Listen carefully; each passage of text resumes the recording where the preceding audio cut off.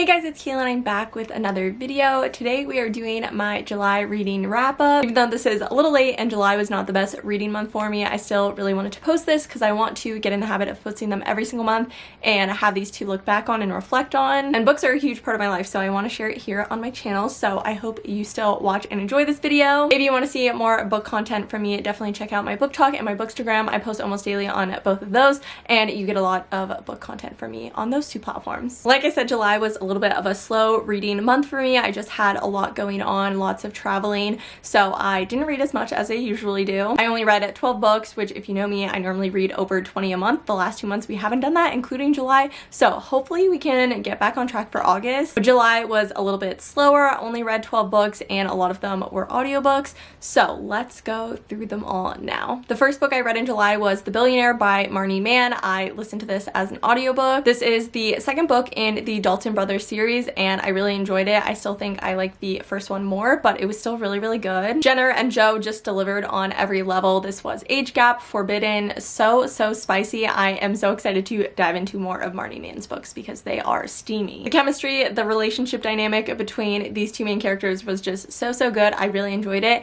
and I really loved the alternate point of view at the end. I feel like it really wrapped up the story nicely. And I can't wait to read book 3, which is The Single Dad, because single dad romance is my favorite and I know I'm going to love that one. Next I read Moments in Time by K.K. Allen. I was supposed to read this as an arc in June, but I was very late on it. But I still really wanted to read it because I knew it was going to be good and it did not disappoint. Also got to meet K.K. Allen at Book Bonanza and she was just the sweetest human ever. Love her to death, and Moments in Time was just so good. This is a single mom, second chance romance. Jameson and Violet have both been through so much together and separately, and Violet does not want to risk her heart again, but Jameson is working so hard to like be there for her and it's just so cute. I loved their friendship, their banter, their chemistry. Everything about this book was really good and I can't wait for book 3 in this series. The next book I read was Look the Part by Julie Ann. I actually listened to this as an audiobook, but I do own it on paperback now. This is a grumpy single dad romance, a little bit of workplace vibes and also enemies to lovers. Flint Hopkins is your typical grumpy CEO. He's also a single dad. When he rents out the office above him to Ellen Rogers, he doesn't realize that being a music therapist means there's going to be music involved. So he tries to kick her out and she refuses to leave and they just spark this intense chemistry, which is so good. I love how Ellen bonds with Flint's son's Harrison and they have just a crazy love story. I really enjoyed this one. Next up is Protector's Promise by Sarah Blue. Also didn't actually read the paperback of this. I read it on my Kindle, but she very kindly sent over the book and a whole little PR package. It was so cute and this book was really cute too. Also very steamy as the Heat Haven books typically are, but I really enjoyed this one. This was an MF Omegaverse, which is a little bit different than a usual Omegaverse because normally there is a pack dynamic involved, but I really loved the relationship between these two. A little bit of forbidden romance with a bodyguard and his client, and I really liked the female main character Cammie. She is like a famous pop star but is trying to also like live a normal life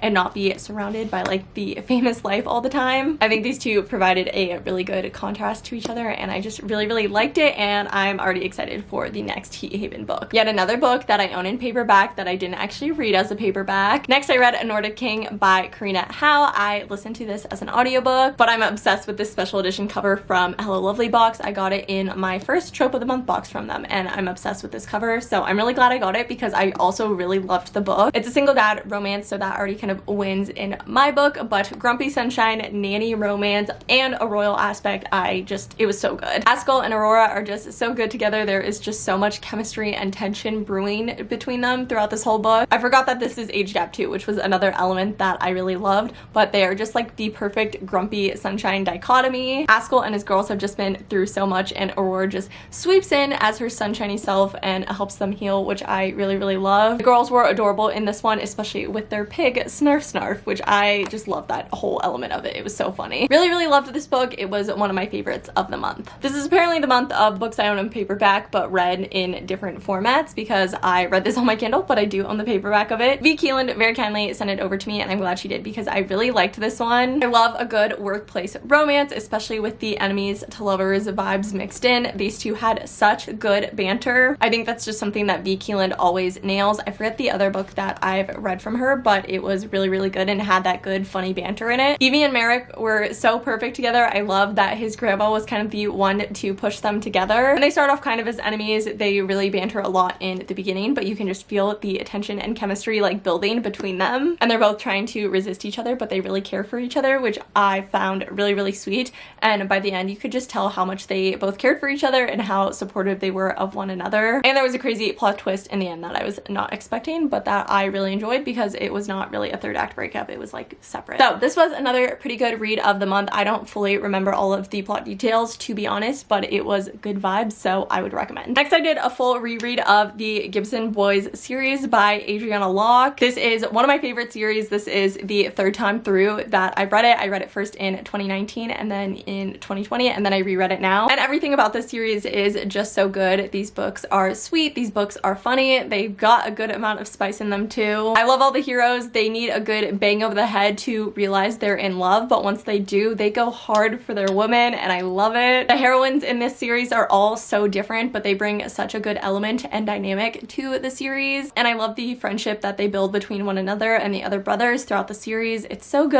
And Nana is probably my favorite character in the whole series. She's the grandma of all the Gibson boys, and she's not scared to keep them in check, put them in line, but she also welcomes all the heroines with such open arms and gives them advice and like is that older mother figure to them. I don't know, everything about this series is just truly incredible. I could reread it over and over again and it would still just put a smile on my face. I forgot if I mentioned this, but this series is on Audible and you can buy the whole thing as a collection, so you get more like money's worth for your credit. And the whole series is narrated by the same two narrators, which I really like for a series, and it was really good on audio. So I enjoyed reading it just as much with my ears as I did with my eyeballs, if that makes sense. Last but certainly not least, I read Synthen by Tegan Hunter. This is the next book in her Carolina Comet series, which I've loved every single book in this series, but this one is definitely my favorite. This book is an age gap workplace forbidden romance. Amelia and Smith cannot be together because she works in the social media department and he is a hockey player for the Carolina Comets. There's a new rule in place where the staff can't date any of the players, so they can't be together, but there is just so much tension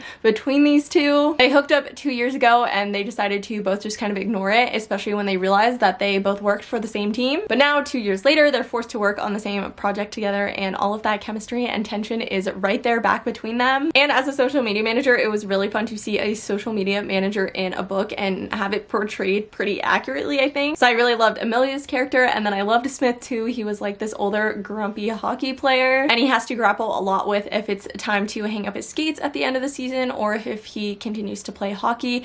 It's just so good. I feel like I've said that for every single book, but this one is also one of my favorites of the month. It was so good. I love this whole series. This one is definitely my favorite of the series though, but I am really looking forward to the next book, which is Miller's Story. Those are all the books I read in July. Like I said, a little bit of a slower reading month for me. I'm really hoping I can pick up reading again in August and read over 20 books like my goal is set to. I think we'll be able to do it, but we'll see. I'm sure I'll be listening to a lot of audiobooks again this month. I'm becoming a much bigger audiobook reader. I never thought I would say that. Please don't forget to give this video a thumbs up and leave any comments down below. Let me know in the comments down below what your favorite read of the month is or what book you're excited to read in August. And if you're new to my channel, don't forget to stick around and subscribe. We talk about books a lot here because it's one of my favorite things. So I would love it if you stuck around and subscribed. And also if you want to see more book content from me, don't forget to check out my book talk and my bookstagram. Thank you so much for watching this video. I hope you enjoyed this monthly reading wrap up, and I will see you guys in my next video.